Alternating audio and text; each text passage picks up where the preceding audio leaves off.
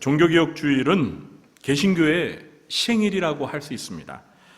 1517년 10월 31일에 중세 가톨릭교회 부패에 대항하며 루터가 종교개혁을 부르짖은 사건을 계기로 개신교가 태동했기 때문입니다.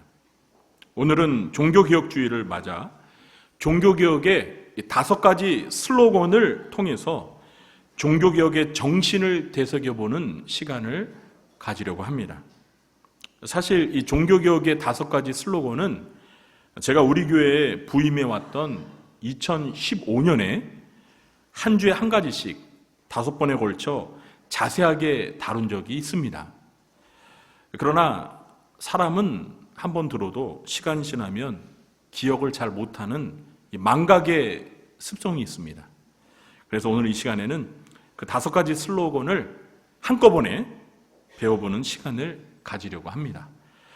한 가지씩 구체적으로 설명을 드리기에 앞서서 이 5가지 슬로건이 무엇인지 명칭부터 살펴보겠습니다.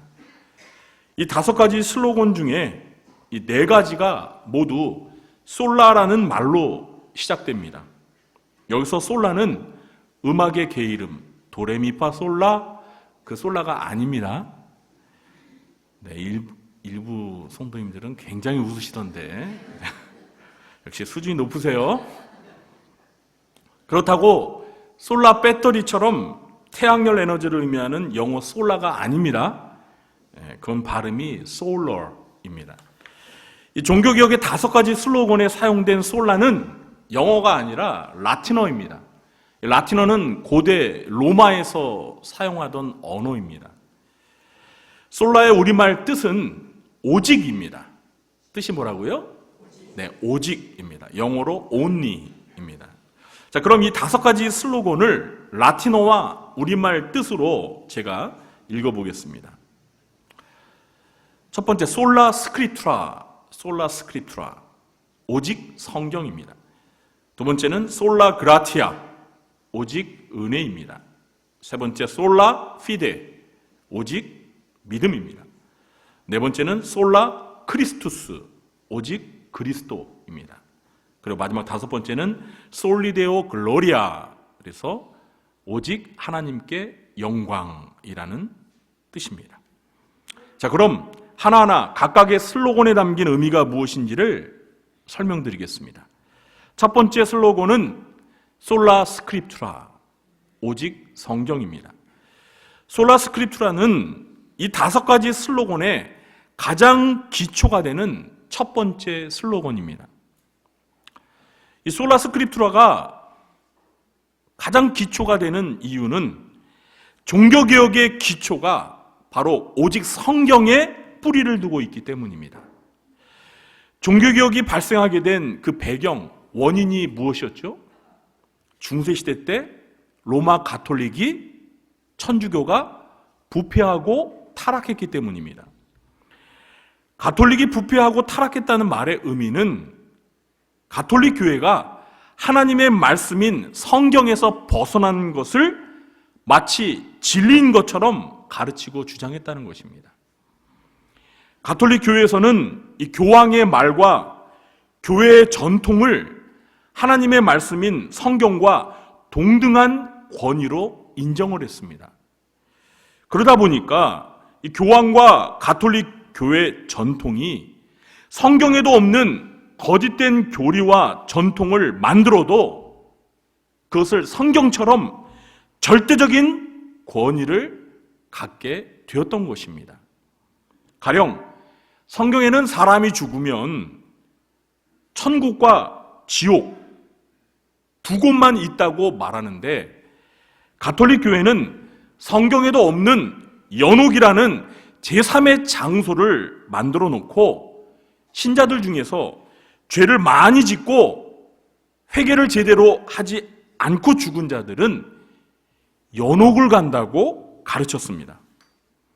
그리고 연옥에 간 신자들을 위해서 지상에 있는 가족들이 돈을 주고 면죄부를 구입하면 연옥에서 벗어나 천국으로 갈 수 있다고 가르치면서 교회가 면죄부를 판매했습니다.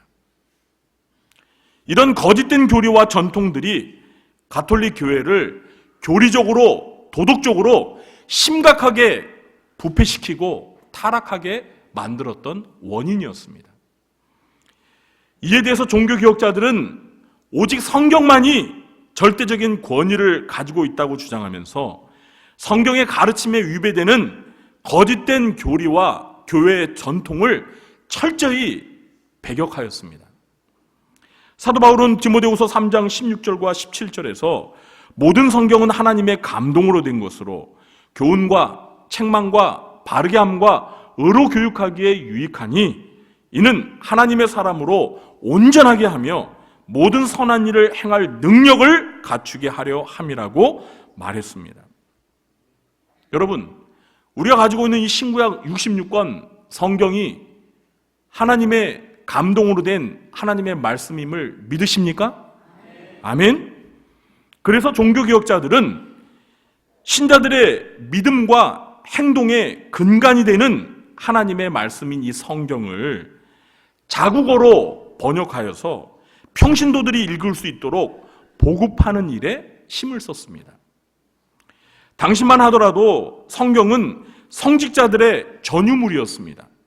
성경은 가격이 너무나 비싸서 일반 평신도들이 구입할 수도 없었고 또 설령 돈이 많아서 구입하더라도 이 모국어가 아닌 라틴어로 쓰였기 때문에 읽고 이해할 수가 없었습니다.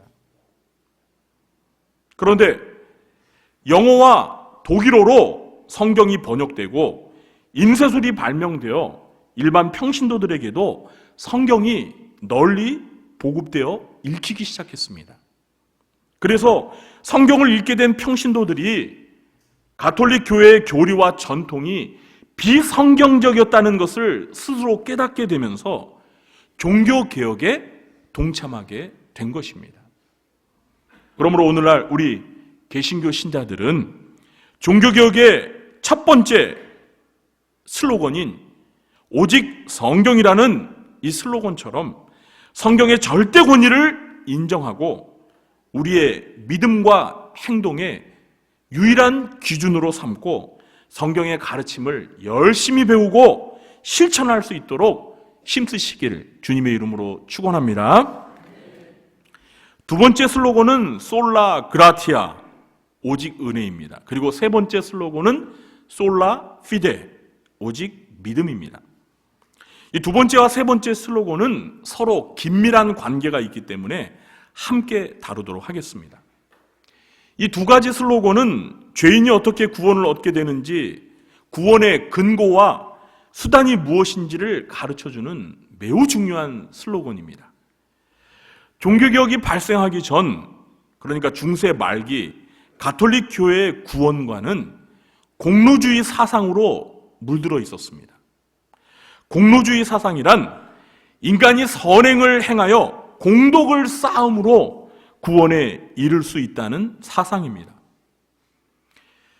중세 가톨릭 교회 신자들은 이 공덕을 쌓기 위해서 성상을 숭배하거나 성인의 유물들을 찾아다니거나 또 자기 몸을 학대하면서 고행을 하기도 하고 또 세상과 결혼을 거부하면서 수도원으로 들어가서 신부나 수녀가 되기도 했습니다.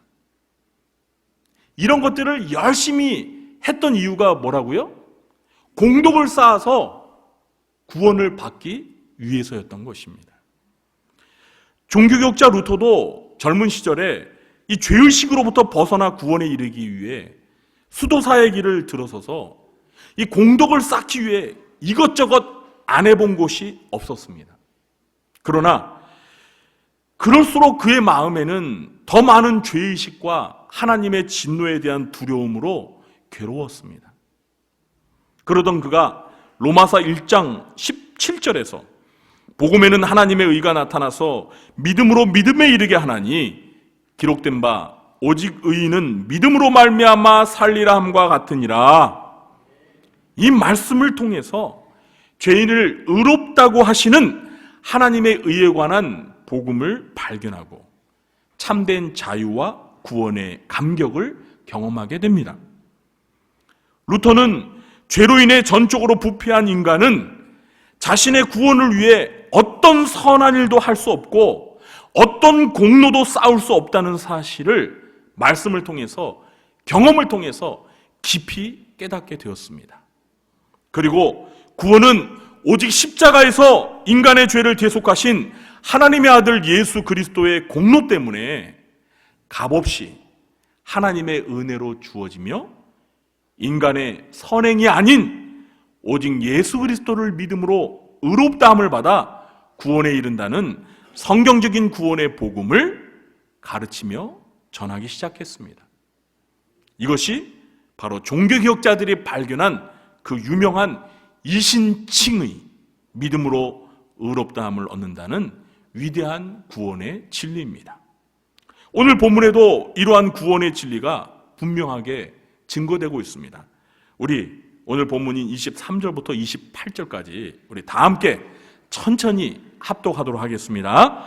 모든 사람이 죄를 범하였음에 하나님의 영광에 이르지 못하더니 그리스도 예수 안에 있는 성령으로 말미암아 하나님의 은혜로 값없이 의롭다 하심을 얻은 자 되었느니라. 이 예수를 하나님이 그의 피로써 믿음으로 말미암는 화목제물로 세우셨으니 이는 하나님께서 길이 참으시는 중에 전에 지은 죄를 간구하심으로 자기의 의로우심을 나타내려 하심이니 곧 이때 자기의 의로우심을 나타내사 자기도 의로우시며 또한 예수 믿는 자를 의롭다 하려 하심이라. 그런즉 자랑할 때가 어디냐? 있을 수가 없느니라. 무슨 법으로냐? 행위로냐? 아니라 오직 믿음의 법으로니라. 그러므로 사람이 의롭다 하심을 얻는 것은 율법의 행위에 있지 않고 믿음으로 되는 줄 우리가 인정하노라. 아멘. 여러분, 모든 사람이 무엇을 범했습니까? 죄를 범했습니다. 모든 사람이 다 죄를 지었다는 거예요. 그래서 어디에 이르지 못했어요? 하나님의 영광에 이르지 못했습니다. 영광스러운 하나님 가까이 가지 못했다는 거예요. 모든 사람이 죄를 지어서 하나님과 관계가 단절되었다는 겁니다. 그런데 이 죄인들이 어떻게 해서 의롭다함을 얻었다고요? 하나님의 은혜로 값없이 의롭다함을 받았어요. 하나님의 아들이신 예수 그리스도께서 죄인들인 우리 인간의 죄를 대신 짊어지고 십자가에 못 박혀 피 흘려 죽으심으로 이룩하신 그 십자가의 공로, 그 은혜로 예수님을 믿는 자마다 하나님께서 그 믿음을 보시고 그 죄인을 의롭다고 인정해 주셨다는 거예요. 그러니까 인간이 구원을 받은 것은 자기가 선한 행위를 많이 해가지고 공로를 쌓아서 구원을 쟁취한 것이 아니라 하나님의 은혜로 믿는 자들에게 값없이 주시는 하나님의 선물로 구원을 얻게 되었다는 거예요. 그렇기 때문에 인간이 자랑할 수 있습니까? 내가 이렇게 선행을 많이 해서 구원을 받았다라고 자기를 자랑할 수 있어요? 없습니다. 인간은 죄인일 뿐이에요. 하나님의 영광에 이룰 수가 없어요. 오직 하나님의 은혜로 믿음으로 구원을 받는 거예요. 구원은 하나님의 선물입니다. 그렇기 때문에 우리가 자랑한다면 누구를 자랑해야 돼요? 우리에게 은혜를 베풀어 주신 하나님을 자랑하고 우리를 위해 십자가에 대신 못 박혀 죽으신 하나님의 아들이신 예수 그리스도를 자랑해야 되는 줄 믿으시기 바랍니다. 에베소서 2장 8절과 9절에도 하나님의 은혜에 의해 믿음으로 받는 구원의 진리가 기록되어 있습니다. 제가 읽어보겠습니다. 너희는 그 은혜에 의하여 믿음으로 말미암아 구원을 받았으니 이것은 너희에게서 난 것이 아니요 하나님의 선물이라. 행위에서 난 것이 아니니 이는 누구든지 자랑하지 못하게 함이라. 아멘. 그렇습니다. 이것이 초대교회 때 사도들이 전한 구원의 복음입니다. 그리고 부패하고 타락한 중세시대 가톨릭 교회의 다른 복음에 맞서서 종교개혁자들이 주정한 구원의 복음입니다. 그리고 오늘날 저와 여러분을 구원한 우리 개신교가 전하는 구원의 복음인 줄 믿으시기 바랍니다. 여러분, 이 구원의 복음은 절대 변하지 않는 영원한 진리인 줄 믿으시기 바랍니다. 저와 여러분은 예수님이 다시 오실 때까지 거짓되고 이단적인 다른 복음에 맞서서 오직 죄인의 믿음을 보시고 인간의 죄를 대속하신 예수 그리스도의 십자가의 은혜로 구원을 베푸시는 영원한 복음을 전파하며 사시길 주님의 이름으로 축원합니다. 네 번째 슬로건은 솔라 크리스투스입니다. 오직 그리스도입니다. 이 네 번째 슬로건은 우리에게 두 가지 진리를 가르쳐 줍니다. 첫 번째는 오직 예수 그리스도만이 하나님과 사람 사이의 유일한 중보자이심을 가르쳐 줍니다. 여러분, 중보자가 무엇입니까? 중보자는 중간에서 양쪽의 관계를 이어주는 역할을 하는 자입니다. 성경은 하나님과 사람 사이에 중보자가 오직 한 분, 몇 분이요? 오직 한 분, 누구요? 예수 그리스도라고 말씀하고 있습니다. 디도서 2장 5절입니다. 디모데전서 2장 5절입니다. 하나님은 한 분이시오 또 하나님과 사람 사이의 중보자도 한 분이시니 곧 사람이신 그리스도 예수라. 중보자가 몇 분이라고요? 한 분이시니 그 사람이신 그리스도 예수라. 자, 그런데 중세 가톨릭 교회에서는 하나님과 사람 사이에 예수 그리스도 말고도 성모 마리아와 죽은 성인들과 그리고 교황 같은 존재를 중보자로 만들어 놓았습니다. 가톨릭 교회에서 성모 마리아는 예수 그리스도 외에 가장 강력한 중보자입니다. 가톨릭에서는 예수님의 지상생애 동안 육신의 어머니였던 마리아를 하나님의 어머니라고 부르면서 마리아는 원죄 없이 태어났고 평생에 어떤 종류의 죄도 짓지 않았다고 평생 무죄설을 주장합니다. 또 평생 처녀설을 주장합니다. 마리아는 예수님 외에 다른 자식을 낳지 않았다는 것입니다. 복음서에 나오는 예수님의 동생들은 마리아가 낳은 친자식이 아니라 마리아의 사촌 조카들, 그러니까 예수님의 사촌 형제들이라고 말합니다. 그들은 마리아 승천설도 주장합니다. 마리아는 죽지 않고 예수님처럼 하늘로 승천했다고 주장합니다. 여러분, 이 천주교의 주장 공감하십니까? 성경 어디에 그런 주장이 있습니까? 가만 보면은요, 이 천주교 사람들은 좀 상상력이 풍부한 것 같아요. 성경에도 없는 말들을 어떻게 이렇게 잘 지어내는지 몰라. 오늘날 가톨릭에서는 마리아가 승천한 후 하늘의 여왕으로 추대되었다라고 가르칩니다. 여러분, 이건 제가 만든 이야기가 아니에요. 천주교의 공식 교리서에 이러한 교리들이 기록되어 있어요. 여러분, 마리아가 하늘로 승천해서 하늘의 여왕으로 추대됐어요? 그래서 가톨릭 교회에서는 성모 마리아를 통해 기도를 하나님께, 예수님께 부탁하면 기도가 잘 응답된다고 말합니다. 그래서 여러분, 가톨릭 교회 성당 입구에는 항상 무슨 상이 있어요? 마리아상 있잖아요. 성모 마리아상. 그래서 그 성당에 들어갈 때마다 가톨릭 신자들이 뭐 합니까? 그 성모 마리아상 앞에서 기도하고 들어가잖아요.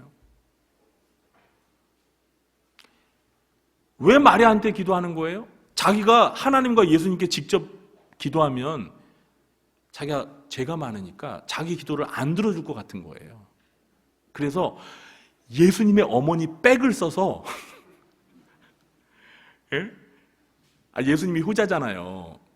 그러니까 어머니 말씀은 잘 들을 거 아니에요.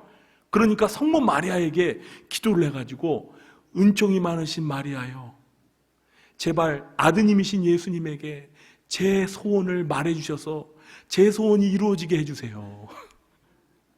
아니 정말이라니까요, 여러분. 이게 제가 지어내는 게 아니에요. 그런 심리를 가지고, 그런 기대를 가지고 성모 마리아 앞에서 기도하는 거예요.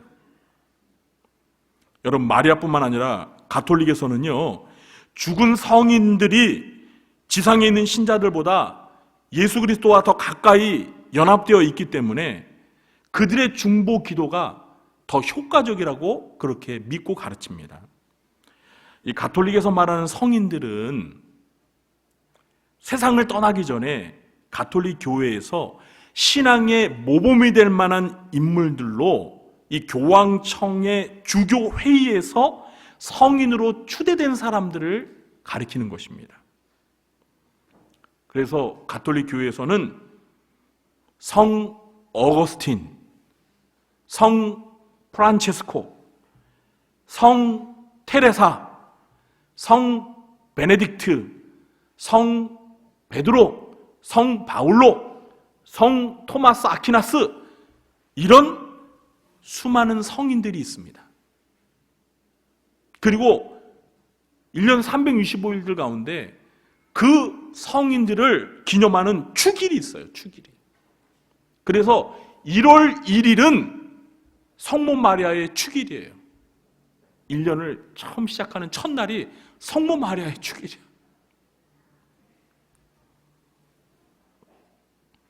가톨릭 신자들은 이렇게 마리아와 수많은 성인들에게 합장하며 기도하면서 그들의 중보 기도의 도움을 요청하는 것입니다.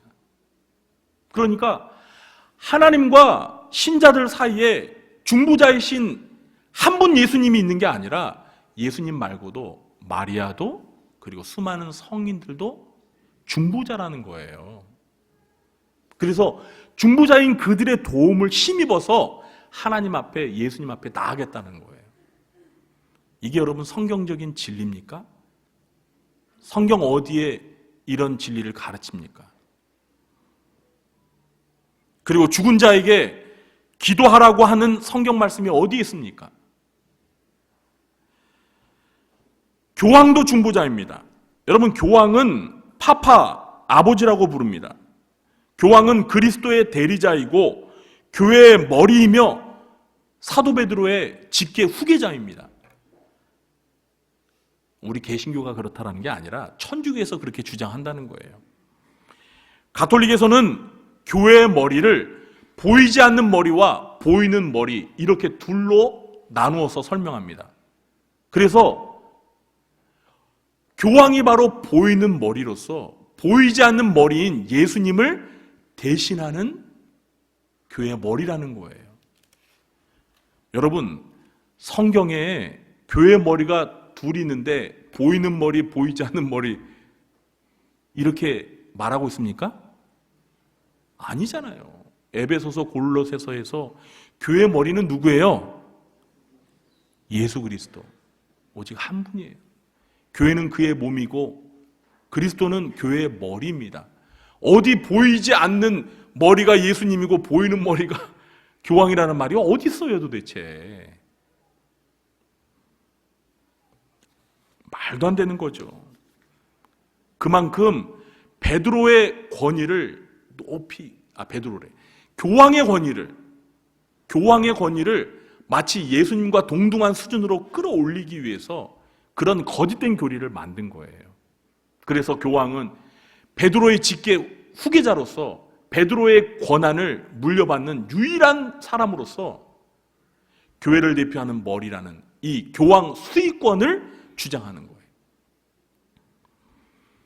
그러나 오직 그리스도라는 이 슬로건에는 그 누구도 하나님과 사람 사이의 중보자로서 끼어들 수 없음을 분명히 천명하고 있습니다. 이 네 번째 슬로건, 오직 그리스도에 담긴 두 번째 진리는 오직 예수 그리스도만이 구원의 유일한 길임을 가르쳐 줍니다. 그런데 종교개혁 시대 이전에 르네상스 시대의 많은 지성인들은 이 하나님이 만드신 자연 속에도 하나님의 구원의 진리가 드러나 있기 때문에 예수 그리스도만이 구원의 유일한 길이 아니라 다른 구원의 길도 있다라는 종교다원주의 사상을 믿었습니다. 여러분, 종교다원주의라는 거는요, 기독교의 예수 그리스도만 믿어서 구원을 받는 게 아니라 다른 종교를 믿어도 그 종교에 독실하면 그 종교를 통해서 천국을 갈 수 있다라는 사상이에요. 이게 종교다원주의입니다. 그러니까 굳이 불교 신자가 불교를 때려치고 기독교로 개종해서 예수를 믿을 필요가 없다는 거예요. 그냥 불교 신자는 부처님을 열심히 믿으면서 부처님의 자비를 열심히 실천하면 극락에 가서 천국에 기독교인들과 만난다는 거예요. 이게 종교다원주의 사상입니다. 그런데 여러분, 종교다원주의 사상은 보면 참 멋진 것 같아요. 근데 종교다원주의는 엄밀하게 얘기하면 예수님을 부정하는 겁니다. 예수님의 십자가의 공로를 부정하는 거예요. 왜요? 예수님 없이도 구원받을 수 있다라는, 천국 갈 수 있다라는 주장을 하기 때문입니다. 그러나 성경은 사도행전 4장 12절에서 다른 이로서는 구원을 받을 수 없나니 천하 사람 중에 구원을 받을 만한 다른 이름을 우리에게 주신 일이 없음이라 하였더라. 분명히 말하고 있습니다. 그리고 예수님 스스로가 요한복음 14장 6절에서 내가 곧 길이요 진리요 생명이니 나로 말미암지 않고는 아버지께로 올 자가 있느니라 없느니라? 없느니라. 이렇게 말씀하고 있습니다. 다시 말해서 예수님만이 하나님 아버지가 계신 천국으로 갈 수 있는 유일한 길이라는 거예요. 종교개혁자들은 오직 그리스도라는 슬로건을 통해 성경의 가르침을 따라 오직 예수 그리스도만이 구원을 위한 하나님과 인간 사이의 유일한 중보자임을 선언했습니다. 그러나 지금 한국교회 안에는 이 예수님의 유일성을 부정하며 오히려 예수 그리스도 없이도 구원이 가능하다는 종교다원주의 사상이 점차 힘을 얻어가고 있습니다.